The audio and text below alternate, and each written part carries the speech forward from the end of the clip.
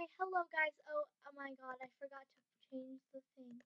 Okay, so this is chapter 14 of the Drarry Teacher AU. So yeah, just watch this, everyone.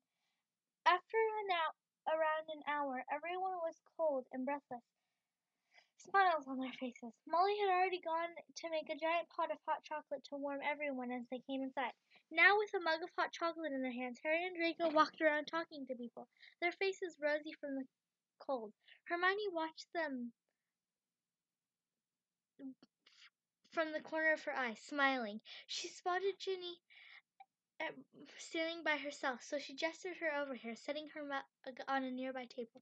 "Hello, Hermione. Did you need something?" Ginny asked, wondering why her friend gestured her over. Is it just me, or do you think something is going on with those two?"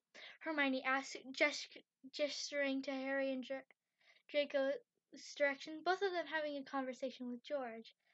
Ginny looked at the direction Hermione was pointing to, and noticed the action of the two Hogwarts professors. Every time Harry talked, Draco seemed to be watching him speak, looking completely interested. Also, when Draco laughed, he subconsciously placed a hand onto Harry's shoulder. Now that you mean it, those two seemed attached to the hip, yes, since you guys left earlier. Tell me about it. They both seem so happy when they're around each other. For example, the other day I came downstairs and saw them two cuddling on the sofa, fast asleep with smiles on their faces. Harry explained. Hermione explained. Ginny smirked, taking a glance towards the two. Draco definitely seems happier and nicer than our days at Hogwarts. Maybe Harry changed him for the better, she suggested, Hermione agreeing. Yeah, definitely. Later on was the best parts of Christmas in Ron's opinion. The Christmas dinner.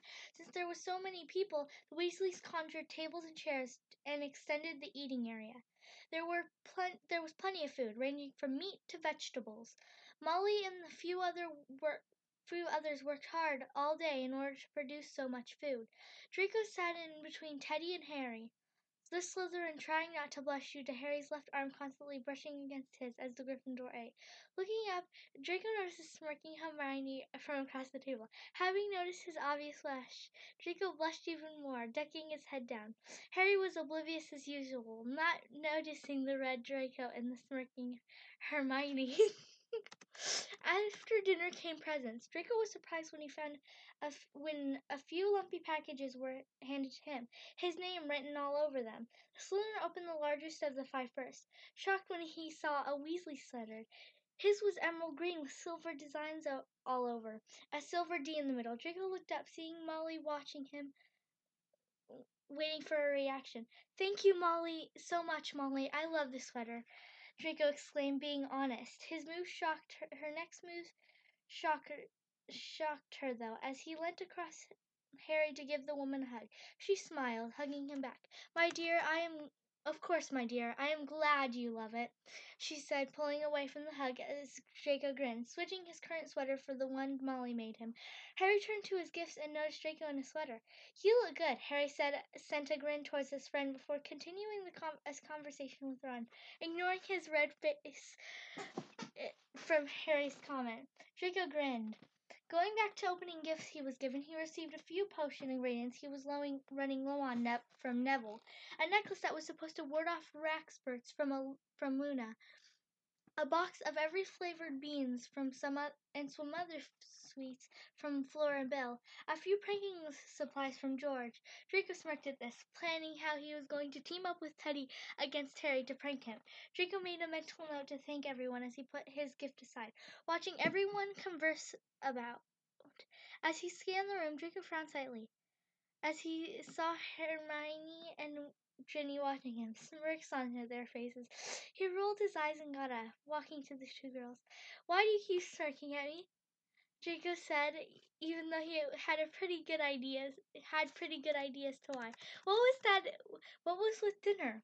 Hermione asked, answering his question with a question. Draco rolled his eyes again, pretending to be oblivious. It's called eating, Granger, Draco asked back. The two girls glared, pulling him into the kitchen, away from prying ears.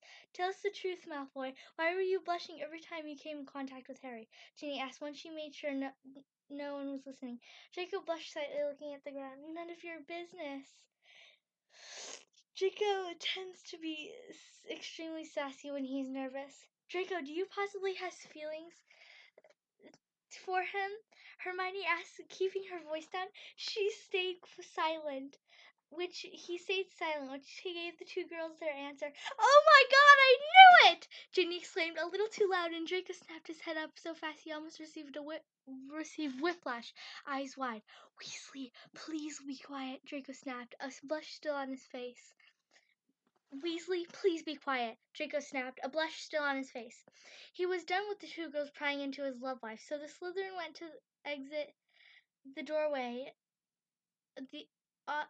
the doorway opposite in the one he entered. He ran into someone. What's the commotion about? Harry looked between the girls and Draco's blushing face. Nothing at all, Draco muttered, moving past Harry, but was blocked by something. Looking around, confused, Draco finally noticed something at the top part of the door frame. Okay, Teddy, George, which one of you put a mistletoe up? Draco said, unamused. This is an author note. Yes, I am an evil author who leaves it out a cliffhanger.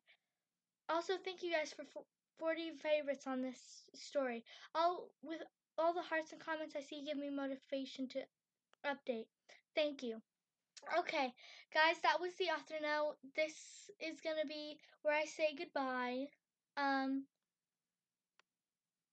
Ooh, I could call you Fanders. Bye. Oh no. Bye, girls, gals, and non-binary pals. See you later.